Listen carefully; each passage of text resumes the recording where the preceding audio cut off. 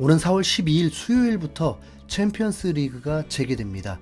이틀 동안 진행되는 1차전에서 내일 새벽 4시에는 벤피카와 인터밀란의 경기와 위넨 대 맨시티의 경기가 있고, 목요일 새벽 4시부터는 레알 대 첼시, 밀란 대 나폴리로 8강 1차전이 치러집니다. 특히 위넨과 맨시티의 대결은 빅매치 오브 더 빅매치라고 할 수 있죠. 독일의 맹주인 미넨과 영국 최강팀인 맨시티가 챔스에서 오랜만에 만났습니다. 결승이라고 해도 어색하지 않은 초강팀들의 대진이 이뤄졌는데, 이 두 팀은 의외로 챔스에서 만난 지 오래됐습니다.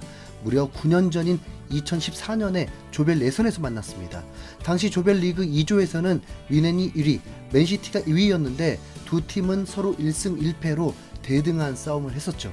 그 뒤에는 친선 경기만 했는데 2016년부터 3번의 친선전 결과는 맨시티 2승, 위넨이 1승으로 맨시티가 살짝 앞서고 있습니다. 이번 맞대결에서는 여러모로 주목할 점이 많은데요. 일단 위넨은 불과 2주 전에 감독을 교체한 상태입니다. 기존 감독이었던 나겔스만을 성적 부진 때문에 경질하고 전술 천재로 알려진 투헬을 새로운 감독으로 선임했죠. 월드컵 기간 이후 성적이 예상보다 너무 부진했다면서 갑자기 나겔스만을 잘랐습니다.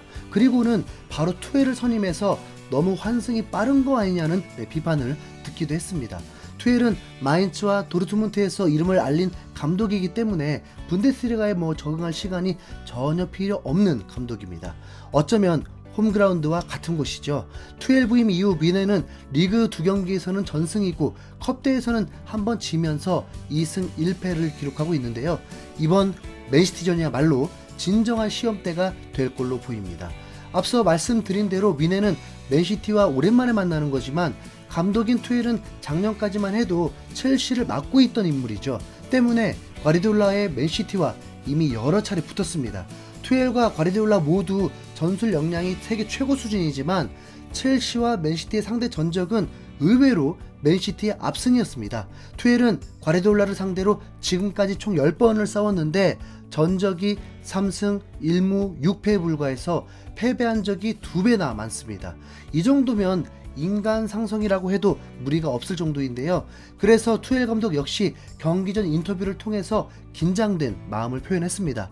오늘은 일찍 자기 위해 노력해보겠다. 잠을 잘 수 있었으면 좋겠다.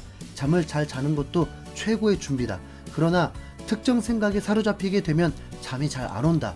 오늘 나는 정말 일찍 일어났지만 다시 잠이 오지 않아 훈련장으로 출근했다라면서 맨시티와의 경기를 준비하느라 잠도 제대로 못 잤다고 말한 겁니다. 스트레스가 매우 극심해 보이네요. 하지만 동시에 투헬 감독은 인간 상성이라는 것을 부인하면서 감독하는 팀이 바뀐 만큼 지난 전적은 의미가 없다고 했습니다. 지난 경기들로부터 배울 수 있는 것은 따로 없다. 과르디올라 감독이 하는 일은 독특하다. 우리는 해결책을 찾기 위해 노력해야 한다. 우리는 챔스를 통해 자신감을 가질 필요가 있다. 아마 우리는 문제가 되지 않는 선에서 언더독 역할을 할 것이다 라면서 상성이나 전적에서 밀리더라도 자신감을 가지고 경기에 임하면 승리할 수 있다고 밝혔습니다. 전에 말했듯이 투헬 감독은 이미 분데스리가의 경험을 통해서 미넨에 대한 분석 역시 충분히 잘 되어 있을 겁니다. 그래서 부임한 지 얼마 안 됐고 과르디올라에게 전적도 밀리지만 투헬 감독은 자신감 있는 태도로 경기에 임하고 있습니다. 맨시티의 과르디올라 감독도 인터뷰를 진행했습니다. 과르디올라는 투헬의 미넨을 경계하는 듯한 태도였습니다. 최근 투헬 감독 체제의 미넨 플레이를 3-4경기 지켜봤다. 미넨은 모든 포지션이 강한 팀이다. 우리가 잘할 수 있는 전술로 맞서겠다라면서 투헬이 지휘하는 미넨이 강팀이라고 견제를 했거든요. 8강에서 미넨을 만난다는 게 과르디올라에게도 큰 부담일 겁니다. 왜냐하면 과르디올라의 맨시티는 지금까지 리그에서는 최강이었지만 챔스에서는 우승을 한 번도 못한 기묘한 팀이기 때문입니다. 과르디올라 부임 이후에 맨시티의 챔스 최고 성적은 2년 전 준우승이 끝입니다. 16강 1번, 8강만 3번, 4강에 1번, 준우승 1번이 다예요. 그리고 이때 우승을 한 팀은 투헬이 이끄는 첼시였고요. 과르디올라의 지휘 아래 맨시티는 같은 기간 동안 리그 우승만 총 4번을 했습니다. 리그컵 4회, FA컵 1회 우승은 굳이 말할 필요도 없죠. 그런데 유독 챔스에서만큼은 과르디올라의 전략이 제대로 먹히지 않았습니다. 오히려 이상한 전술을 쓴다면서 손가락질을 당하기 일쑤였는데요. 때문에 전술 천재로 유명한 투엘이 이끄는 뮌헨을 챔스 8강에서 만났다는 사실이 과르디올라도 불안할 겁니다. 네. 우승 문턱에서 자신을 이긴 게 또 하필이면 투엘이었으니까요. 네. 맨시티에서 뿐만 아니라 다른 팀에서도 과르디올라는 챔스 우승을 하지 못했는데 바르셀로나에서 2번 우승을 빼면 뮌헨과 맨시티에서 모두 챔스 우승에 실패했습니다.